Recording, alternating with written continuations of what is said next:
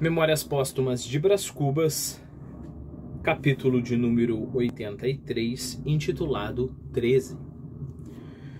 Cotrim tirou-me daquele gozo, levando-me à janela. Você quer que lhe diga uma coisa? Perguntou ele. Não faça essa viagem, é insensata, é perigosa. Por quê? Você bem sabe por quê, tornou ele. É sobretudo perigosa, muito perigosa. Aqui na corte, um caso desses perde-se na multidão da gente e dos interesses. Mas na província muda de figura e trata-se de personagens públicos. É realmente insensatez. As gazetas de oposição, logo que farejam um negócio, passam a imprimi-lo com todas as letras e aí virão as chufas, ou seja, os gracejos, os remoques, ou seja, os ditos maliciosos, as alcunhas, os apelidos. Mas não entendo. Entende. Em verdade seria bem pouco amigo nosso se me negasse o que toda a gente sabe. Eu sei disso há longos meses. Repito, não faça semelhante viagem. Suporte a ausência, que é melhor, e evite algum grande escândalo e maior desgosto. Disse isso e foi para dentro. Eu deixei-me estar com os olhos no lampião da esquina.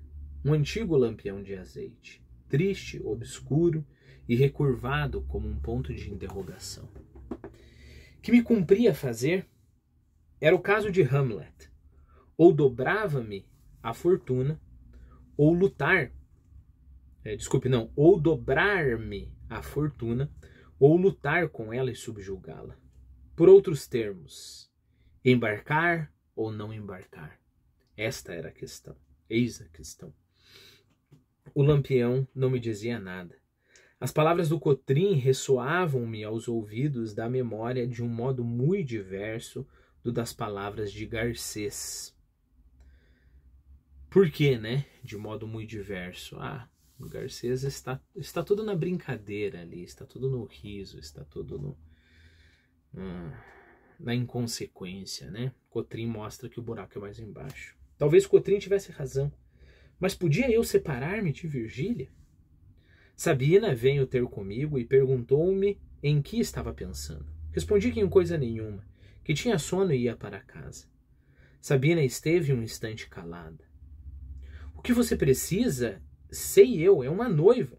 Deixe que eu ainda arranjo uma noiva para você. Saí de lá opresso, desorientado. Tudo pronto para embarcar, espírito e coração, e eis que me surge este porteiro das conveniências que me pede o cartão de ingresso. Porteiro das conveniências. Muito interessante, que me pede o cartão de ingresso. Você tem passagem? É conveniente você embarcar nesse trem? Me mostra a sua passagem, senhor. Se você não tiver passagem, você não pode entrar no navio.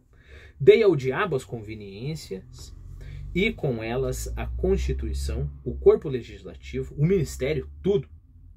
No dia seguinte, abro uma folha política e leio a notícia de que, por decreto de 13, tínhamos sido nomeados presidente e secretário de província de o Lobo Neves e eu. Escrevi imediatamente a Virgília e segui 2 horas depois para Gamboa.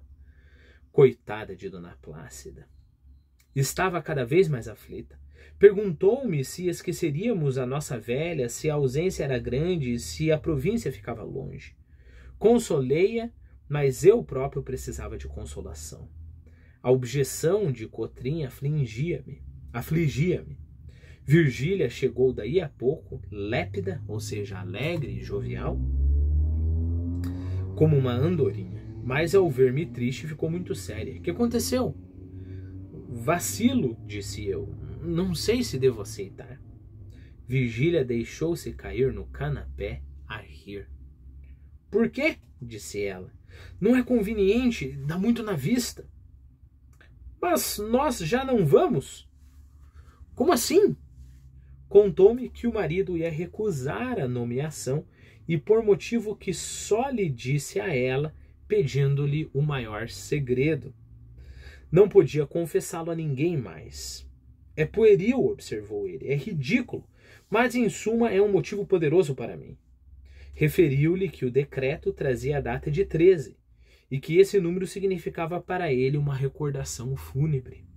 O pai morreu num dia 13 dias depois de um jantar em que havia 13 pessoas. A casa em que morrera a mãe tinha o número 13, etc. Era um algarismo fatídico. Não podia alegar semelhante coisa ao ministro. Dir-lhe-ia que tinha razões particulares para não aceitar. Eu fiquei como há de estar o leitor, um pouco assombrado com esse sacrifício a um número. Mas, sendo ele ambicioso, não dá para negar que o Lobo Neves é ambicioso, o sacrifício devia ser sincero.